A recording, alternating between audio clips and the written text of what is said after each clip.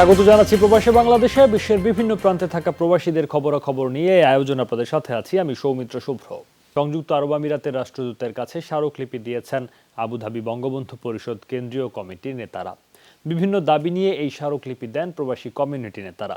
প্রবাসীদের মরদেহ দেশে ফেরার ব্যবস্থা, ভ্রমণ ভিসার জালিয়াতি বন্ধ এবং আটকে পড়া প্রবাসীদের ফিরিয়ে আনা সহ বিভিন্ন দাবি পেশ করা হয়।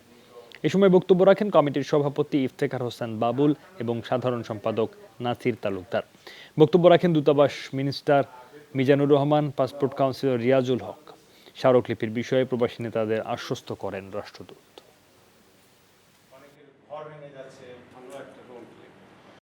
প্রবাসী কল্যাণ মন্ত্রণালয়কে অবহিত করা হয়েছে এবং আমি ব্যক্তিগতভাবে রাষ্ট্রদূতের সাথে প্রবাসী কল্যাণ মন্ত্রণালয় এবং পররাষ্ট্র মন্ত্রণালয়কে পত্র দিয়েছি যে এটা আগের যে অবস্থা ছিল সেই অবস্থা বলবৎ রাখা হয়। সবার একটাই অভিযোগ যারা ভিজিট ভিসা নিয়ে এই ভিসাটা ব্যাপারে যে টাকা দিলে আসা যায় কন্ট্রাক্টে।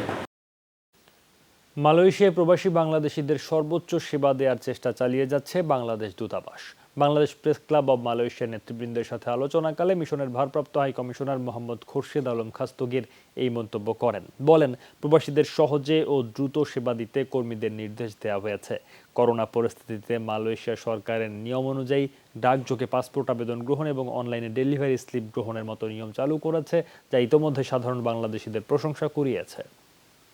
এই ছিল প্রবাসী বাংলাদেশে। এতক্ষণ সাথে থাকার জন্য সবাইকে ধন্যবাদ।